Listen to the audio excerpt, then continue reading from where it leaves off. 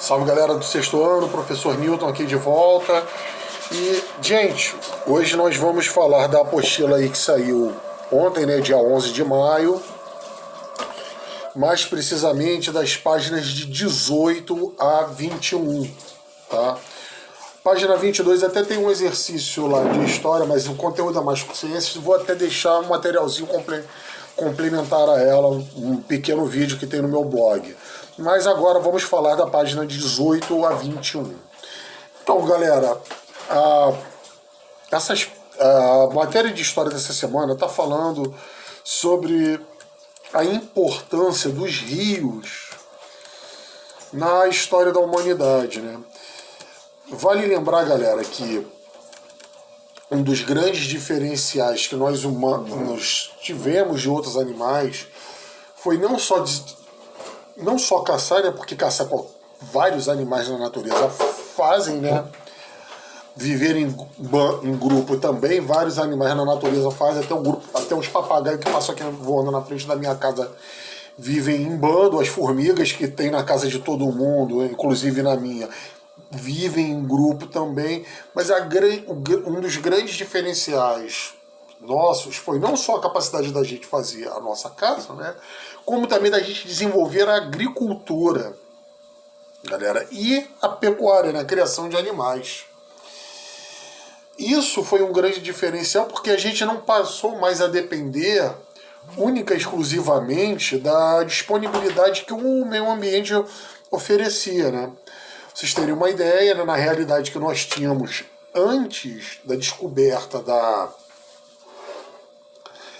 agricultura, o ser humano basicamente ele se comportava como nômade ou seminômade. O que é isso? Seminômade é aquele que não tem residência fixa, né? Tipo eu, numa boa parte da minha vida, né?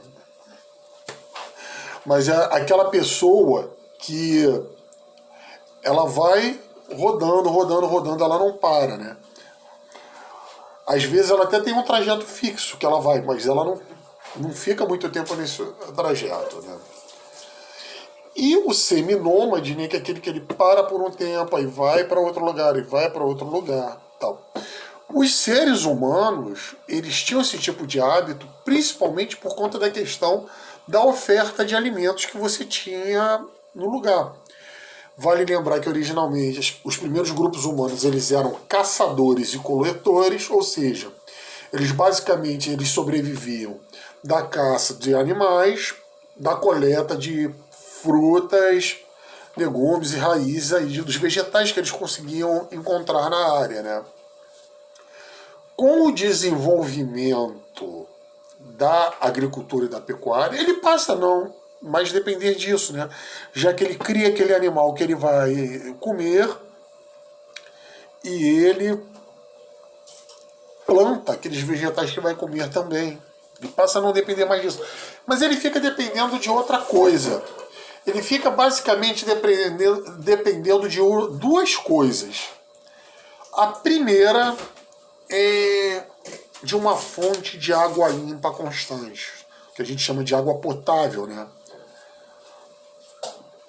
Ele fica dependente disso, porque você precisa de água para alimentar os animais, você precisa de água também para regar a sua horta.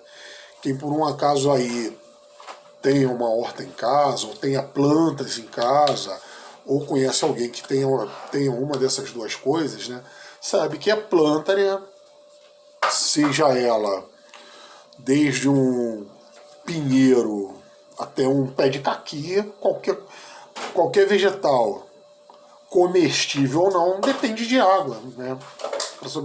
Outra coisa que ele também vai precisar é de solo fértil. E esse solo fértil, na maioria das vezes, está onde? Próximo justamente de onde tem água potável, né? Ou pelo menos de alguma região que chove muito. Então, ter uma fonte de água próxima vai ser uma questão chave para o ser humano. E aonde que ele vai conseguir? Nos rios. Não por acaso, galera, as primeiras grandes civilizações, os primeiros grandes grupos, construindo prédios gigantescos, desenvolvendo às vezes até um sistema de escrita. Eu te falo que às vezes que você tem grandes civilizações que não desenvolveram escrita, como por exemplo os Incas, aqui na América do Sul. Os Incas eram uma civilização absurdamente grande, absurdamente complexa. Eles eram um império, assim como está dizendo aqui na sua apostila, que eles iam dominando diversos povos, mas eles não tinham escrita. Uma curiosidade para vocês, é uma matériazinha que a gente vai discutir lá para o finalzinho do 7º ano ou início do 8º. Mas eu já estou dando um pequeno spoiler aqui. Os Incas eram uma civilização absurdamente grande, absurdamente complexa, mas que não tinha escrita. A coisa mais próxima que eles tinham eram os nós de lã que eles faziam. Eles pegavam cordões de lã e davam nós diferentes, botavam cores diferentes, que eles chamavam de quipos, tá? E os quipos, basicamente, eles serviam para registro contábil, para controle de estoque de entrada e saída de mercadoria ou de trabalhadores, que eles tinham o hábito de pegar, transferir em algumas populações, mas isso aí a gente deixa para depois, tá? Quem tiver interesse em Inca, além de ver aquele filme Nova Onda do Imperador, que é de rachar de rir, se passa no Império Inca, dá uma olhada no canal Nerdologia e procura lá a história do Império Inca lá. Inclusive ele tem umas ilustrações que foram tiradas do Nova Onda do Imperador. Vale a pena dar um confere. Mas vamos voltar aqui para as nossas civilizações hidráulicas, que a gente está falando de civilizações de um outro lugar, né? A gente ainda não chegou na América, a gente por hora ainda está ali no mar Mediterrâneo. Então, galera, essas civilizações, por um acaso, elas não ganham esse nome, elas não por acaso, elas ganham esse nome de civilizações hidráulicas, né? Porque eram civilizações que viviam perto dos rios, perto d'água. Elas dependiam dos rios como uma fonte de água constante. Não por um acaso, à medida que elas vão crescendo, elas vão desenvolvendo tecnologia de construir diques, de construir canais, né? Dique, para quem não sabe, é uma represa, uma barreira para você estocar água. Como esses grupos humanos, que antes eram de algumas poucas dezenas, uma aldeiazinha pequena, vão crescendo, crescendo, até fazerem cidades imensas, né? Vão crescendo numa proporção muito grande, eles precisam desenvolver a forma de canalizar essa água e de armazenar essa água.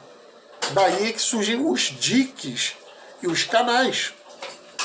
Vai ser a forma que eles vão ter de pegar essa água, levar até onde eles possam armazenar e daí também fazer sistemas de irrigação, ou seja, né, sistemas que vão distribuir essa água para as hortas, né?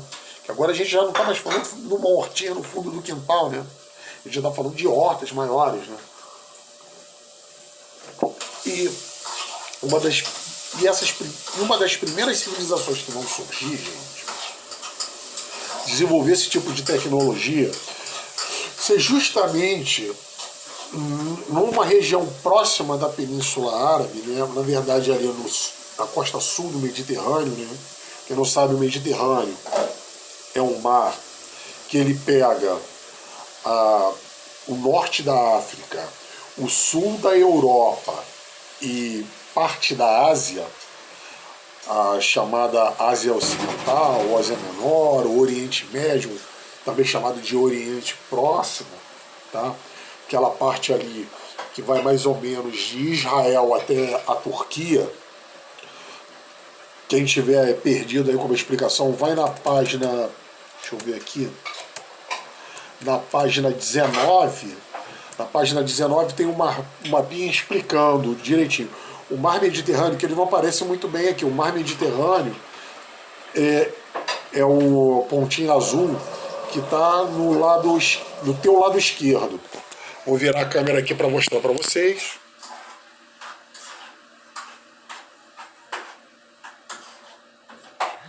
Beleza? Então o mar Mediterrâneo é esse mar que eu mostrei com o meu dedo para vocês aí, que ele está na esquerda da sua tela, né? Quer dizer, na esquerda da sua apostila. Ok? E primeiro grande núcleo urbano, né? O primeiro lugar onde você vai ter grandes cidades surgindo aí, vai ser justamente nessa área em verde marcada nesse mapa, que ela vai ganhar o nome de Mesopotâmia. Que raios é Mesopotâmia? Bom, como diria um amigo meu açougueiro, vamos por partes. Mesopotâmia vem do grego mesos, quer dizer entre, e pótamos, que quer dizer rio. Quem aí viu alguma semelhança com hipopótamo? Tá certo, tá? Hipopótamo quer dizer cavalo do rio. Hipos, né? Quer dizer ripos, né? Que você tem que inspirar. Cavalo, pótamos, rio. Hipopótamo, cavalo do rio. Tá? Mesopotâmia, entre rios, né? Então, Mesopotâmia, galera, é uma área aí que ela pega aí o espaço entre dois rios aí, né? Rio Tigre e o Rio Eufrates, que nascem respectivamente. Deixa eu ver aqui quem é aqui. Rio Tigre e Eufrates, que nascem respectivamente no sul da Turquia e na Síria, atravessam o Iraque todo e desaguam perto do Golfo, desaguam no Golfo Pérsico, né? Eles também passam pelo Kuwait, né? Kuwait, para quem não sabe, antigamente ele era território do Iraque, foi separado do Iraque durante o período que o Iraque foi dominado pela Inglaterra, inclusive a Guerra do Kuwait. Quem não sabe, teve uma guerra lá em 1900, entre 89 não minto, entre 90 e 91, finalzinho de 90, início de 91, que foi justamente, teve, entre outras coisas, um dos argumentos que o governante do Iraque da época, que era o Saddam Hussein, deu, foi de que o Kuwait originalmente era um território iraquiano e que foram os ingleses que tiraram dele. Quem quiser procura aí na internet Guerra do Kuwait, ou então Operação Tempestade no Deserto, que foi o nome que os americanos deram. Então, galera, esses dois rios, eles atravessam toda essa extensão e o espaço entre eles e ao redor deles é um espaço hiperfértil, né? Não por um acaso está marcado aqui no mapa de verde, né? Porque quem talvez já conheça um pouquinho aí do que é essa realidade do Oriente Médio, né? O Oriente Médio, que são esses países aí mais próximos, esse pedaço da Ásia aí, que é mais próximo da África e da Europa, deve de parar para pensar, peraí, esses países são conhecidos por serem países desérticos, realmente. Você tem grandes desertos, aí você tem áreas extremamente quentes, mas essa área especial é uma área que, vamos botar assim, que ela é abençoada porque ela tem dois grandes rios, que esses rios fertilizam as terras em volta e entre eles, tá? Não por um acaso, o primeiro grande núcleo urbano que vai surgir vai ser nessa área, né? Que você vai ver grandes cidades surgindo, graças a essa disponibilidade de água e de terras férteis aí.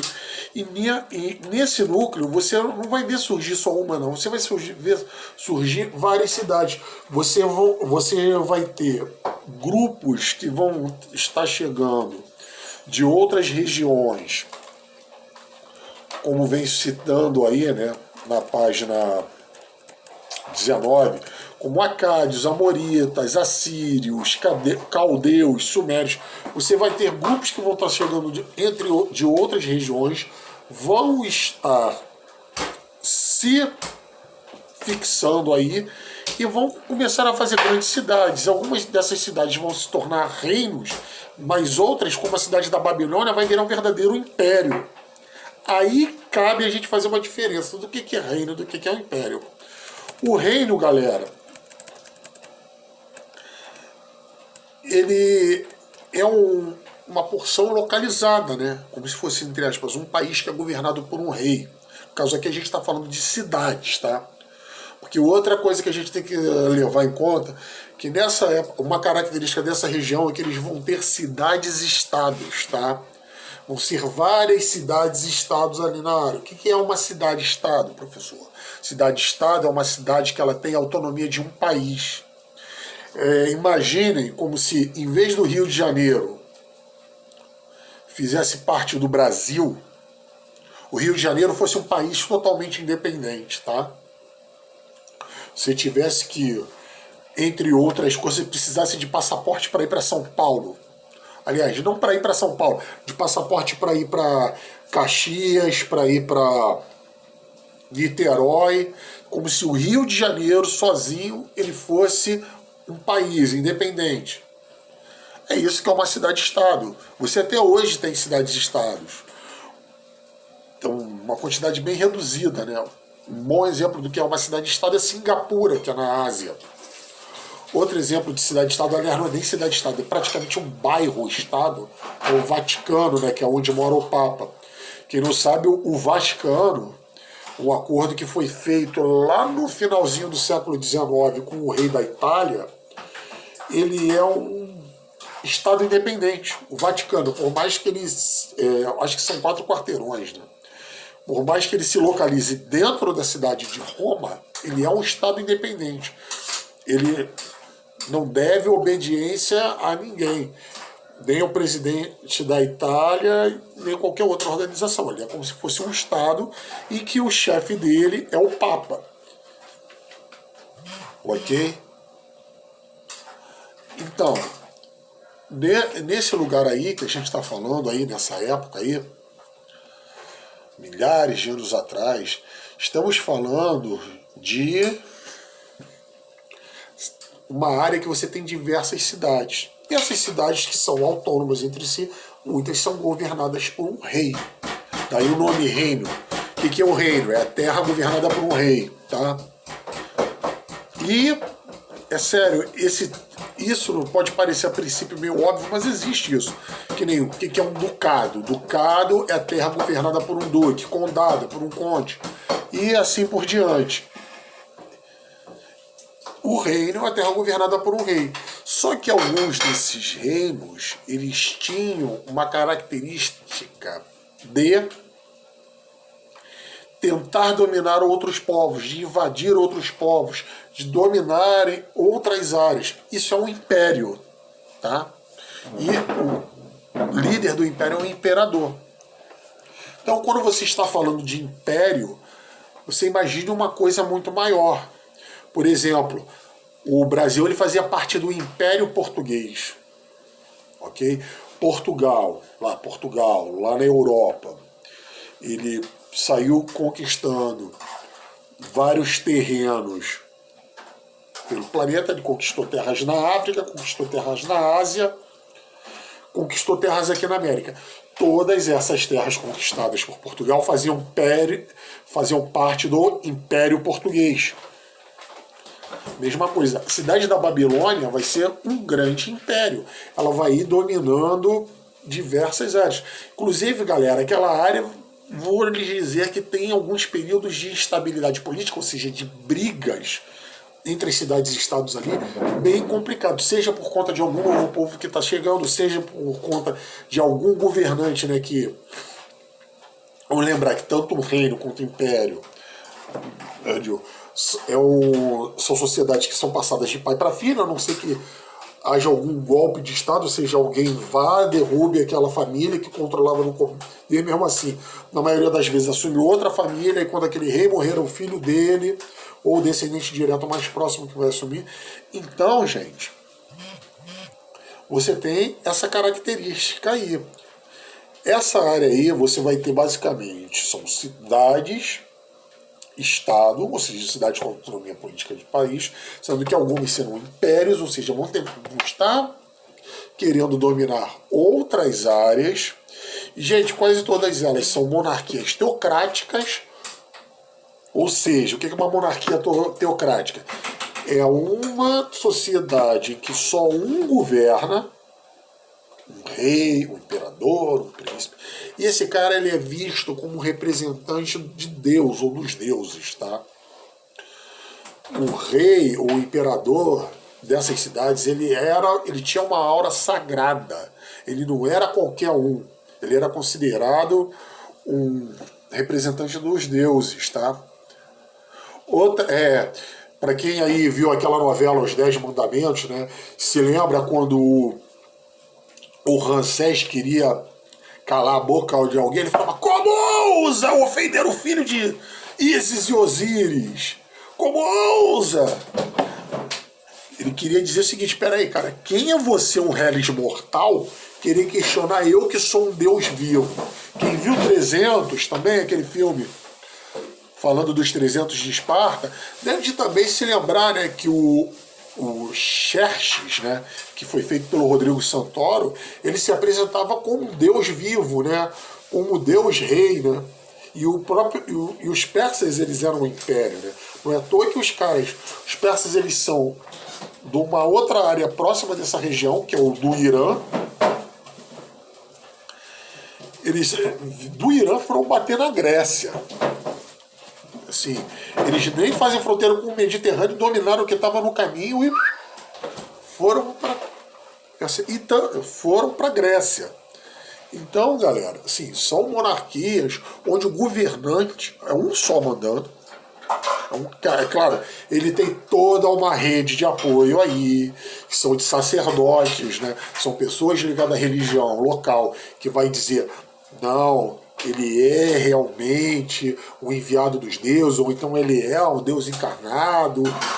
Vai ter um grupo de militares, aí, ou seja, de guerreiros, que vai dar o apoio que, para quem questionar, você tem que ter de um lado, vamos botar assim, o apoio ideológico, né? O apoio da ideia, quem vai estar dizendo que é errado você seguir aquele cara, e você tem que ter do outro lado o apoio físico, né? Que é aquele que vai garantir o cara no braço, né?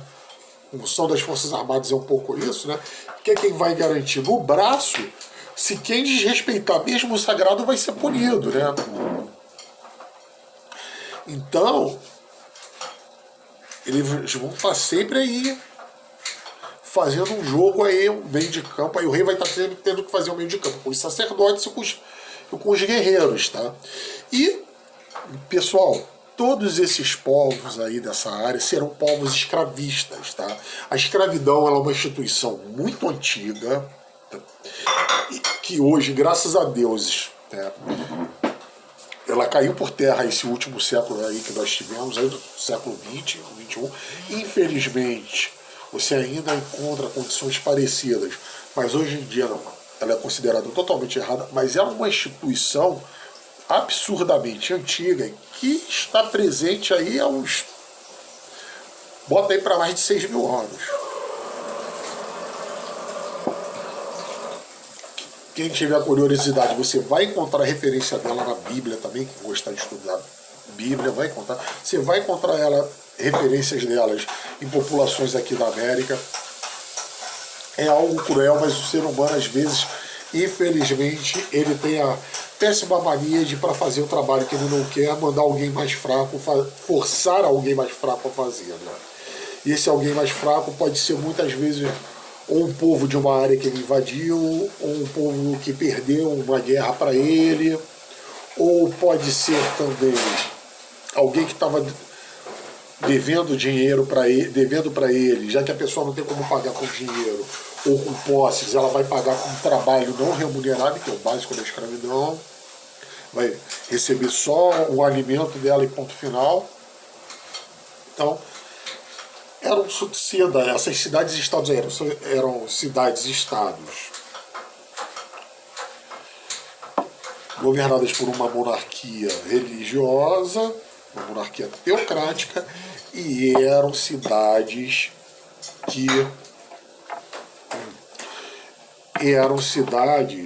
que trabalhavam muito, dependiam da mão de obra escrava.